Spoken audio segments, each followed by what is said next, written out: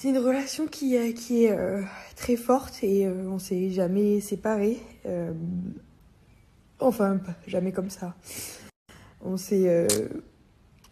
je sais pas trop comment vous expliquer, en fait. J'ai pas trop envie de m'étaler sur le sujet parce que ça me fait de la peine, alors que quand je me concentre sur autre chose, j'arrive à être heureuse. Donc c'est la dernière fois que je vous en parlerai. Je vous remercie pour vos messages. Pardon. Je vous remercie pour vos messages parce qu'ils sont très gentils et vraiment ça m'apporte du courage. Je sais que c'est la bonne décision parce que des fois c'est comme ça dans la vie. On peut pas choisir que les choses positives. Il faut faire des choix compliqués. Je suis un peu calmée parce que je déteste pleurer sur les réseaux sociaux et je déteste ça. Et malheureusement là, ça fait depuis hier que j'enregistre des vidéos et que je les supprime. Et à chaque fois, quoi qu'il arrive, un moment ou à un autre, je pleure et ça serait pas sincère de vous faire un discours banal sans mes émotions et un truc que j'ai refait 10 fois. Donc du coup, j'ai dit bon, tant pis. Va bien falloir que je pleure une fois et ce sera aujourd'hui, je le referai plus.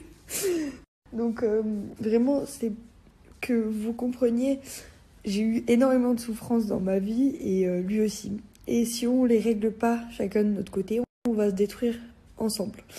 Et c'est pas le but. Nous, ce qu'on veut et pourquoi on s'aime autant, c'est d'avoir une vraie famille plus tard, d'avoir un vrai avenir stable et correct avec plein de projets communs ou pas communs, peu importe. Mais pas de se... C'est tout à fait normal. Mais quand après, on voit que la roue elle tourne et que tout le monde veut voter contre Héloïse ou contre moi, et que Victoria, parce que moi je vous le dis clairement ce qui s'est passé, Victoria, elle en avait rien à foutre au final. Elle voulait juste une chose, sauver son derrière, rester dans l'aventure. Quand elle a vu que tout le monde s'est retourné contre Héloïse, je vous le jure, je vous le garantis, qu'elle en avait rien à foutre. Et bien au contraire, elle allait voir les autres en secrète comme ça, par derrière, allait leur dire s'il vous plaît, ne votez pas contre moi, ne votez pas contre moi. Mais comment c'est possible de réagir comme ça? Expliquez-moi, donnez-moi une... J'espère que vous allez bien. Hier, j'étais un petit peu fatiguée pour vous parler. C'est très compliqué parce que des fois, il se passe des choses comme ça et ça dépend pas forcément de l'amour que tu portes à la personne ou de l'entente ou de la complicité ou de la passion, mais il y a des passés qui sont pas faits pour s'accorder.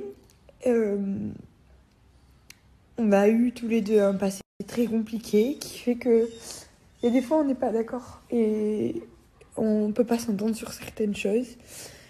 Il faut qu'on puisse aller mieux chacun de notre côté avant de pouvoir avancer parce que ça crée des conflits inutiles et ça sert à rien de vivre dans le conflit.